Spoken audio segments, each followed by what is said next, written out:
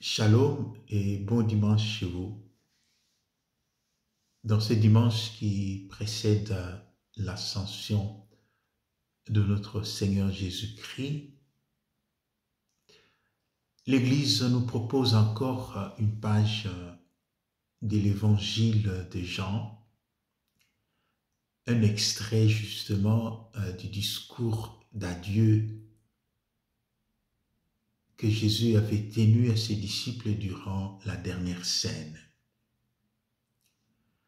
Et lors de ces discours, il apparaît un point important. Jésus parle du Paraclet. Comme un bon enseignant, Jésus se rend compte que ses disciples ne sont pas en mesure de porter le poids de toutes ces vérités qu'il doit raconter à ses disciples. Et il dit, quand viendra l'esprit de vérité, cet esprit-là guidera la communauté des apôtres à connaître la vérité tout entière. Ce que Jésus avait promis lors de ce dernier repas se réalise déjà dans la communauté naissante, se réalise déjà dans cette Église qui commence à chercher son chemin. Dans la communauté d'Antioche, il se pose un problème. Certains frères qui n'avaient reçu aucun mandat des apôtres et des anciens de Jérusalem sont venus à Antioche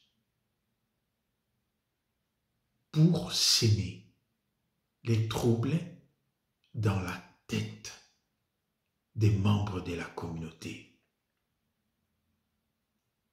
Je voudrais m'arrêter ici pour dire qu'ils n'avaient reçu aucun mandat. Et pourtant, ce qu'ils disaient, c'était biblique. Moïse l'avait dit, si vous ne faites pas la circoncision, vous ne recevrez pas le salut de Dieu. Mais ce que Moïse avait dit en ces temps-là n'était plus d'actualité au temps où l'Église s'étend en dehors de Jérusalem et plus précisément à Antioche. C'est justement ce qui nous prouve la lettre que les apôtres et les anciens de Jérusalem adresseront à la suite de ce premier concile de l'Église. Les apôtres ont décidé, mais ils soulignent très bien, l'Esprit Saint et nous avons décidé de ne plus vous donner d'autres charges. Donc c'est à la lumière de l'Esprit Saint que les apôtres et les anciens de Jérusalem ont compris que la vraie circoncision que la communauté chrétienne doit exécuter, ce n'est pas la circoncision du corps, mais plutôt la circoncision du cœur, la métanoïa, le changement. Ça, c'est la vraie circoncision que Dieu veut.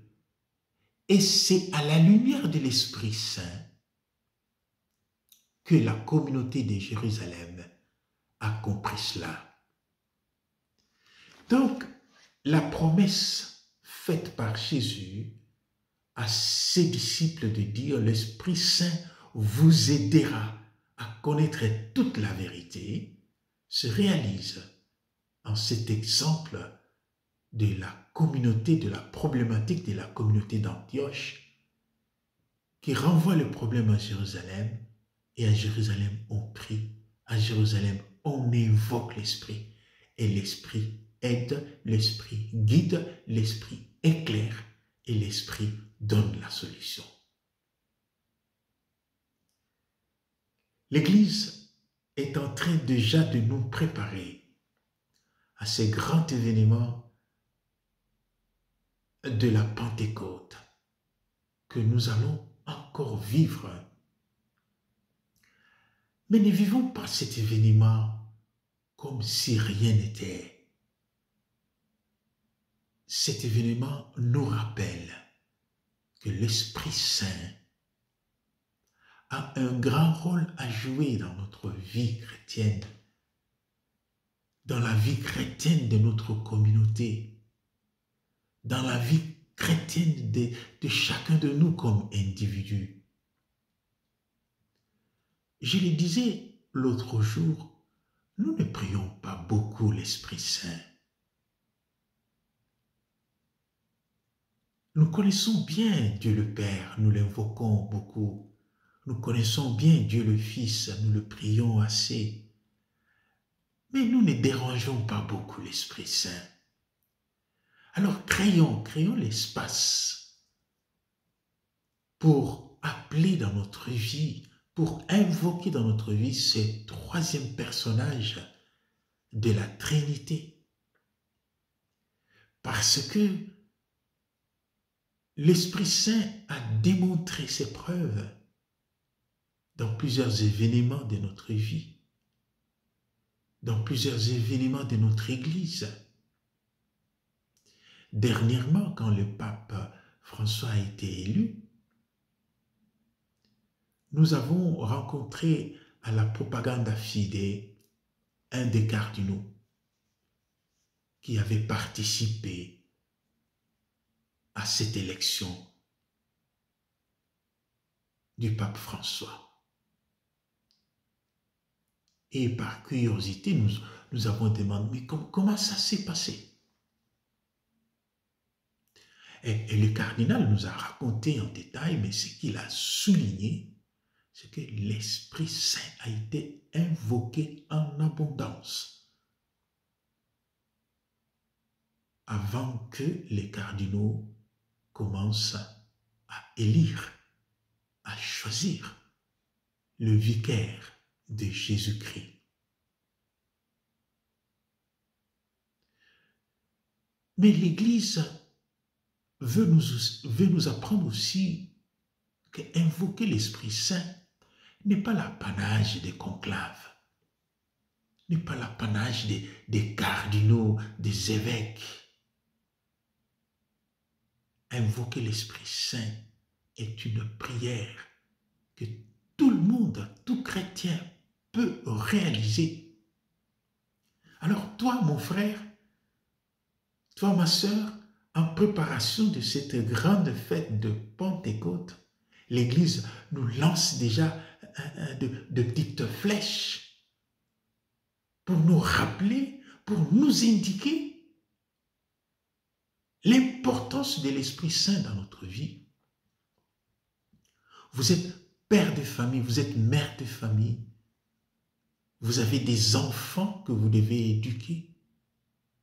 Vous avez déjà demandé à l'Esprit Saint de vous aider à éduquer vos enfants?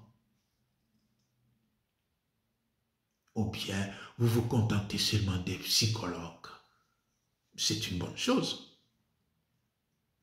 Mais les grands psychologues restent l'Esprit Saint. Alors, invoquons l'Esprit Saint dans nos problématiques communautaires, dans nos problèmes personnels. Que l'Esprit nous éclaire, que l'Esprit nous guide.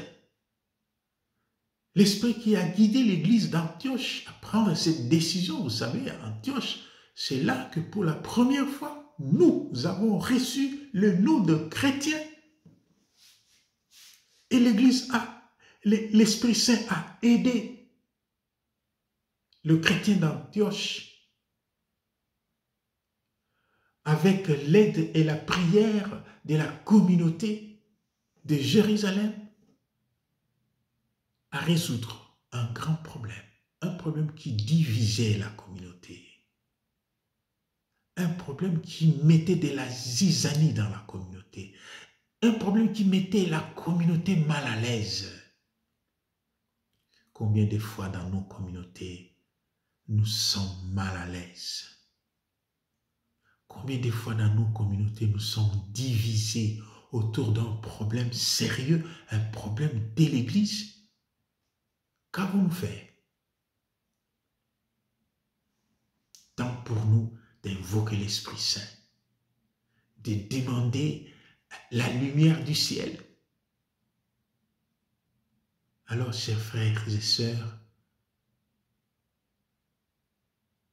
que l'Esprit Saint vous éclaire. Le jour de Pentecôte sera la confirmation de cet esprit qui agit en nous. Mais alors, dès à présent, préparons-nous, préparons l'espace pour accueillir, pour invoquer cet Esprit Saint.